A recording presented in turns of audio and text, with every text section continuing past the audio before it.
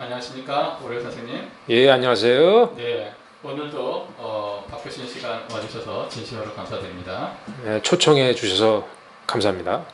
네, 그러면 오늘은 글리포세이트와 한국의 급소, 저출산의 관계에 대해서 말씀을 해주시는 거죠? 예, 네, 말씀해 주십시오. 예. 감사합니다. 우선 급소라는 개념을 제가 말씀드리고 싶은데, 우리 몸에 급소가 있지요. 그리고 바둑에도 급소가 있어요. 전쟁할 때도 급소가 있어요. 이 급소는 다른 모든 부분이 뛰어난다고 해도 이 급소가 위협을 받으면은 그게 개인이든 바둑이든 국가든 민족이든 패망을 가져올 수 있는 거예요. 그러면 한국에서 지금 일어나고 있는 이 급소의 위협을 제가 설명드리고자 합니다. 이 급소라는 게 이 한국의 장기 인구 추이 이걸 보면 알 수 있어요. 어떤 문제가 있나. 이거는 2014년 국회 입법조사처에서 발표된 자료예요. 여기 보면은 지금 한국 남한의 인구가 5천만으로 보고 있는데 2056년 그러니까 지금 이제 한 30년 약간 더 남은 거예요. 그때 가면 4천만이라고 그래요. 4천만. 그리고 2136년에는 1000만. 2256년도 가면은 100만. 그리고 2503년에 가면 10,000명밖에 안 남는다고 그래요. 그러니까 이게 이런 식으로 가면은 그야말로 민족이 멸종되는 거예요. 아무리 GDP가 증가하고 아무리 수출이 증가해도 일본한테 모든 걸 다 이긴다고 해도 이것을 방지하지 못하면은 파멸이 오는 거예요. 민족 자체가. 근데 이게 2014년도인데 이게 이 데이터가 나오는데 2014년도에 출산율이 1.2였어요. 근데 이게 꾸준히 지금 하락하고 있어요. 출산율이. 그래 2018년도에는 0.98. 세계의 유일한 0점대 출산율을 갖고 있는 나라가 대한민국입니다. 그에 비해 OECD 평균은 1.68이에요. 1.68.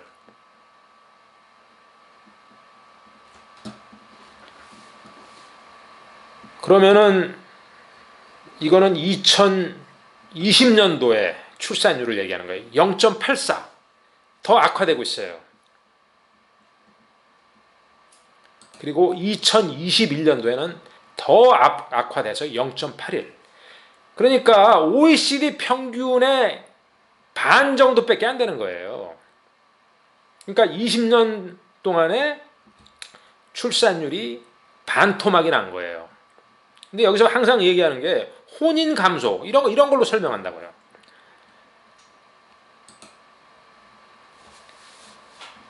그러니까 이게 한국의 장기 인구 추이를 2014년도에 한 게 이것보다 훨씬 더 빨리 그러니까 이 하락 곡선이 더욱더 급경사를 이루게 된다는 거예요. 만약에 0.81이라는 출산율 그러니까 2014년도에 측정한 출산율이 1.2였는데 이게 0.81로 출산율이 떨어졌다는 것은 아마 제가 보기에는 한 2100년쯤만 가면은 한국 인구가 1000만밖에 안 되는 걸로 예상할 수 있다고 봐요. 그러니까 2100년이면은 한 80년 정도밖에 안 남은 거예요. 이거보다 더 큰 위협을 주는 게 있을까요? 한국 민족에? 여기 조선일보에서 2018년도에 보도한 기사에는 이렇게 얘기를 한다고요. 일부 도시국가나 전쟁 중인 나라를 제외하고 우리가 아는 정상적인 국가에서 한 번도 일어난 적이 없는 일이라. 이렇게 출산율이 저하되는 것은. 일본의 경우에는 출산율이 1.43인데 일본 언론들은 비상이 걸렸다고 야단이에요. 그러니까 일본 출산율의 1.43에 거의 지금 절반 수준에 도달한 거예요, 한국이. 이 한국 인구 감소 문제에 대해서는 제일 처음에 경보를 울린 사람이 영국 옥스퍼드 대학의 인구 전문 데이빗 콜먼 교수라고요. 이 사람은 2003년도에, 그러니까 이게 19년이 된 거예요. 19년. 19년 전에 한국은 인구 감소로 소멸국가 1호라고 얘기했어요. 내가 보기에는 임진왜란 때만큼이나 이 한국 민족의 생존이 위협된 적은 없을 거로 생각합니다. 근데 이 저출산 문제에 대해서 많이 얘기하고 있는데 지난 16년간 200조를 쏟아부었어요. 200조를.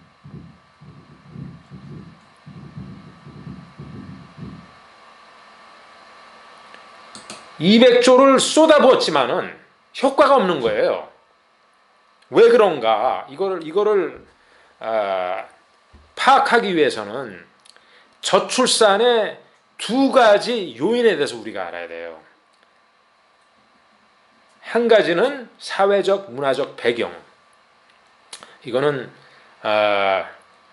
결혼을 늦게 하고 애를 잘 안 낳고 이런 사회적, 문화적 배경 바꾸기는 굉장히 어려워요. 돈을 줘도 안 나요. 낳기 싫은 사람한테. 근데 이 불임 문제, 그러니까 낳고 싶어도 못 낳는 사람, 이 문제는 정책적으로 비교적 쉽게 해결될 수 있는 거예요. 이게 뭐냐면은 불임의 원인을 파악하고 치료를 하고 예방을 할 수 있는 거예요. 근데 이 한국의 저출산 정책의 대부분은 이 바꾸기 어려운 사회적, 문화적 배경에 사용하고 있고 불임은 거의 신경을 안 써요. 이거 보세요. 지난 5년간 불임 진료 환자 109만 명. 무려 109만 명이에요. 109만 명. 왜 109만 명에 대해서 집중을 하지 않을까요? 왜 불임 환자가 이렇게 많은지에 대해서 어떻게 치료를 할 수 있는가? 어떻게 예방할 수 있는가? 왜 이거에 대해서는 거의 언급이 없을까요? 여기 동아일보에서 2015년 기사에 나오는 거는 난임 부부 지원 확대는 전체 저출산 관련 예산의 1% 수준. 그러니까 1% 뺏기 이 난임 부부에 사용하지 않는 거예요. 이걸 만약에 50%씩 사용한다면 어떨까? 엄청난 효과가 있을 거로 생각해요. 이 불임 환자가 이렇게 지속적으로 증가하고 있는 거예요. 2000년도에는 불임 환자가 5만 명 좀 넘었는데 그로부터 9년 후에는 19만 명. 그러니까 거의 4배가 증가한 거예요. 그러면 왜 이렇게 불임 환자가 증가하고 있는가? 이것을 전문가들이 여기 집중해야죠. 언론이 집중해야죠. 왜 이렇게 증가하는가?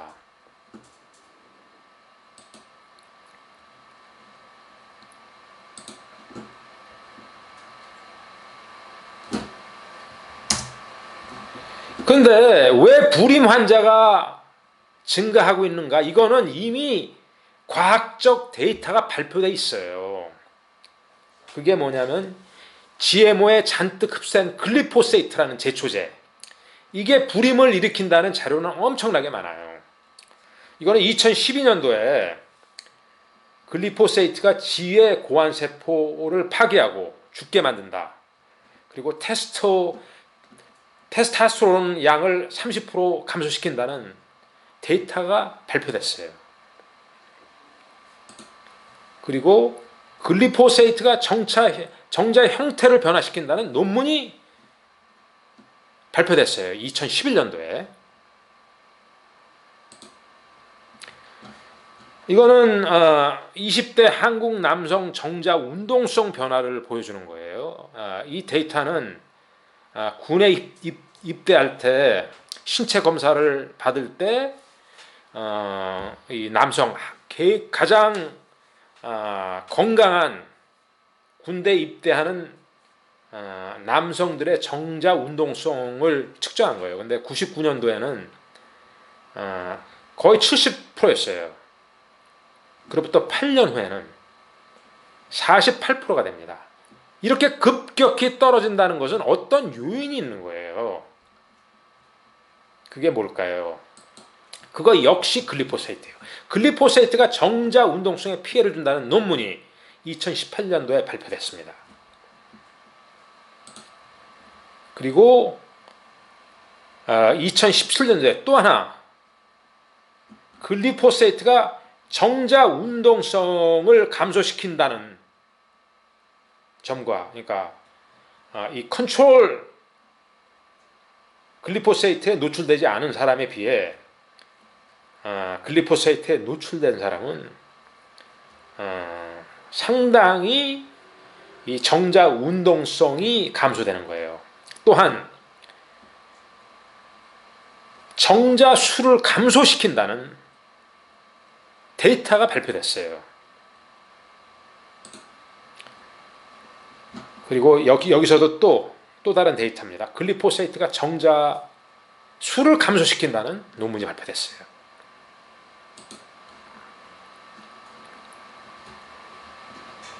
여성한테도 문제가 일어난다는 거니까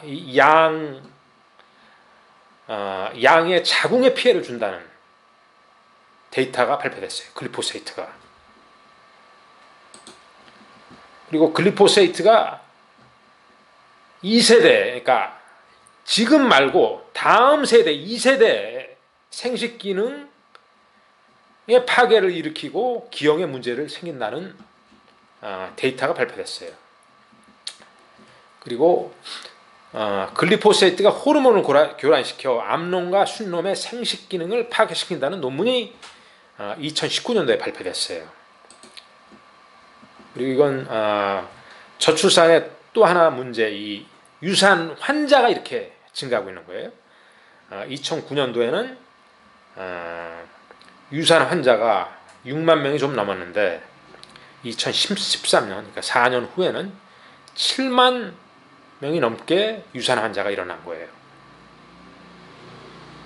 그런데 글리포세이트가 유산을 일으킨다는 논문이에요.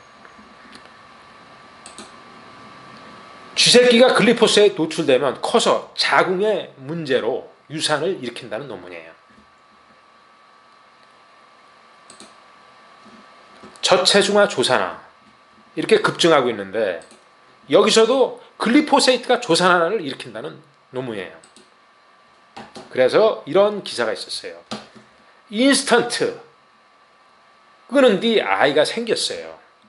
그러니까 이게 이 인스턴트 식품이 대부분 GMO를 사용해서 만드는데 거기에는 글리포세이트가 함유되어 있는 거예요. 그래서 이걸 끊으니까 생식 기능이 회복이 되는 거예요. 이 GMO가 위험하다는 것을 인식한 국가에서는 지금 유기농 식품을 권장하고 있어요. 이거는 중앙아시아의 키르기스탄인데 키르기스탄 국회에서 10년 안에 100% 유기농 농업을 하겠다고 목표를 세웠어요. 이런 거에 대해서 굉장히 잘 적응하는 국가들이 있는 반면 한국은 이런 쪽으로 가장 제대로 적응을 못하기 때문에 저출산이 지금 위기를 초월해서 이게 민족 생존의 문제까지 지금 도달하게 된 거예요. 그러니까 급속, 처음에 말씀드린 대로 이 급소가 위협당하고 있는 거에 대해서 대한민국 국민이 나서야 될 상황이에요.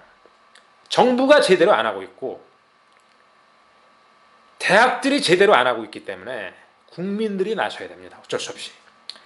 예, 제가 말씀드릴 내용은 여기까지입니다. 감사합니다.